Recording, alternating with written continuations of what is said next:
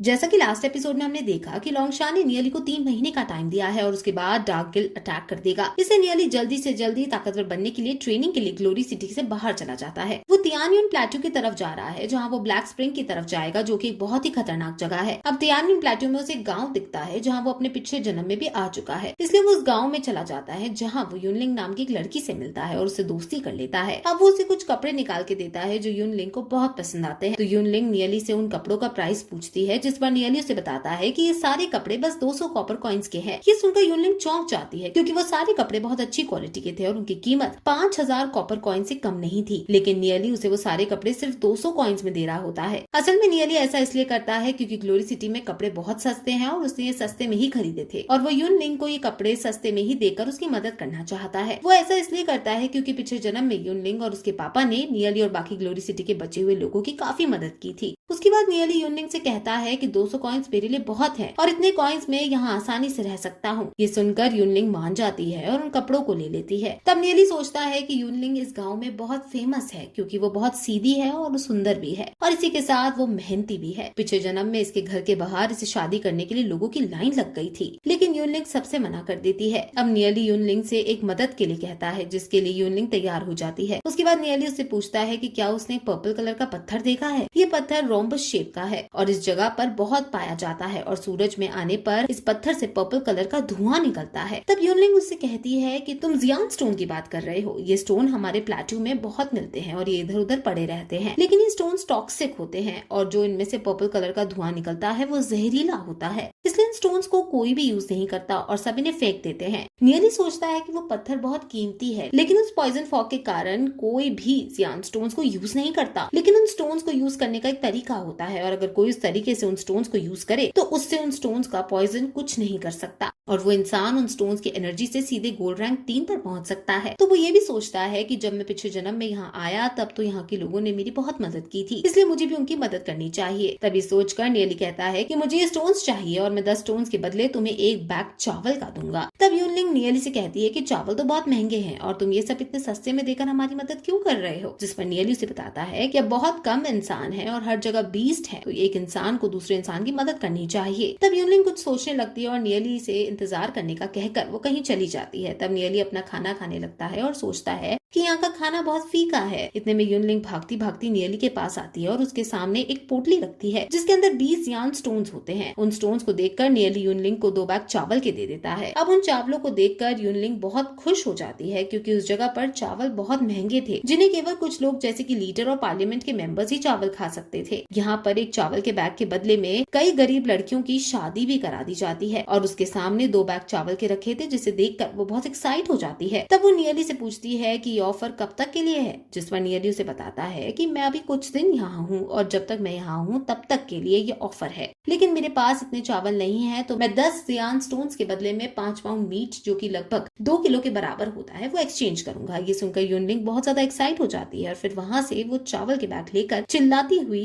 चली जाती है। अब वो चिल्लाकर सबको बताती है कि नियली 10 जियान स्टोन्स के बदले में एक बैग चावल का या फिर 2 किलो मीट एक्सचेंज कर रहा है, जिसे सुनकर बाकी के लोग भी चौंक जाते हैं और भागकर नियली के पास कंफर्म करने आ जाते हैं। जिसे देखकर नियली सोचने लगता है कि यूनलिंग कितनी सीधी है। अगर कोई और होता तो वो इस न्यूज को अपने पास रखता और किसी को नहीं बताता, जिससे सारा प्रॉफिट उसे ही मिल सके। लेकिन यूनलिंग ने गाँव में चिल्लाकर सारे गाँव वालों को बता दिया है, जिससे गाँव के सारे लोग पेट भर के खाना खा सके। तब वो लड़का जो पहले यूनलिंग से अच्छे से बात कर रहा था वो भी वहाँ जाता है और नियली से बात करने लगता है। वो नियली को बताता है कि उसका नाम शियाओ यांग है और ये कहकर वो भी नियली से पूछता है कि क्या नियली सच में 10 स्टोन्स के बदले में एक बैग चावल और 2 किलो मीट एक्सचेंज कर रहा है। जिस पर नियली कहता है कि हाँ, मैं स्टोन्स के बदले में खाना एक्सचेंज कर रहा हूँ। जिस पर शियाओ यांग उससे उसका कारण पूछता है, लेकिन नियली उसे बताने से मना कर देता है। तब शियाओ यांग समझ जाता है कि नियली का कोई सीक्रेट है और उसे नहीं पूछना चाहिए, इससे तब वो नियली से माफी मांगता है। तब नियली उसे कहता है कि मैं यहाँ केवल कुछ दिन हूँ और मुझे ज्यादा से ज्यादा स्टोन्स चाहिए। ये सुनकर शियाओ यांग अपने साथियों से चलकर स्टोन्स इकट्ठे करने को कहती है। अब ये खबर पूरे पूरी गांव में फैल जाती है और सारे लोग भाग भाग कर स्टोन्स इकट्ठा करने लगते हैं। अब नियली के पास बहुत सारे लोग लाइन बनाकर खड़े हो जाते हैं और उस स्टोन्स के बदले में खाना लेने लगते हैं। अब कई लोग इतना खाना देखकर इमोशनल भी हो जाते हैं और रोने लगते हैं और अपने साथ वालों से पूछते हैं कि कहीं वो सपना तो नहीं देख रहे। अब गाँव के सारे लोग भाग भाग कर नियली के पास जमा हो जाते हैं और नियली सबसे खाना एक्सचेंज करने लगता है। तब तक वहाँ शियाओ यांग भी आ जाता है और नियली को इतना सारा खाना एक्सचेंज करता देख वो सोचने लगता है कि नियली जरूर ही बहुत अमीर होगा। लेकिन तभी वहाँ एक आदमी आता है और आसपास के लोगों को धक्का देकर हटा देता है, जिस पर यूनलिंग बताती है कि ये शियाओ क्वांग है और ये यहाँ के लीडर का बेटा है। और शियाओ यांग भी उसे देखकर सोचता है कि शियाओ क्वांग फिर से लोगों को तंग करने आ गया। अब शियाओ क्वांग नियली के पास जाकर खड़ा हो जाता है और उसे कहता है कि तुमने यहाँ के कानून तोड़े हैं, क्या तुम यहाँ के रूल्स नहीं जानते? यहाँ बिजनेस करने के लिए टैक्स देना पड़ता है, लेकिन तुम बिना टैक्स दिए ही बिजनेस कर रहे हो। तब नियली उसे पूछता है कि कौन सा टैक्स और कितना टैक्स देना होगा, जिस पर वो आदमी कहता है कि तुम्हें बिजनेस करने के लिए ट्रेड टैक्स देना होगा और उसमें तुम्हें चावल के 500 बैग देने होंगे और अगर नहीं दोगे तो तुम्हारे लिए अच्छा नहीं होगा। ये सुनकर नियली खड़ा हो जाता है और कहता है कि मैं चावल के 500 बैग तो दे सकता हूँ, लेकिन क्या तुम्हारे अंदर इतनी हिम्मत है कि तुम मुझसे चावल के 500 बैग ले सको? और इसी के साथ ये एपिसोड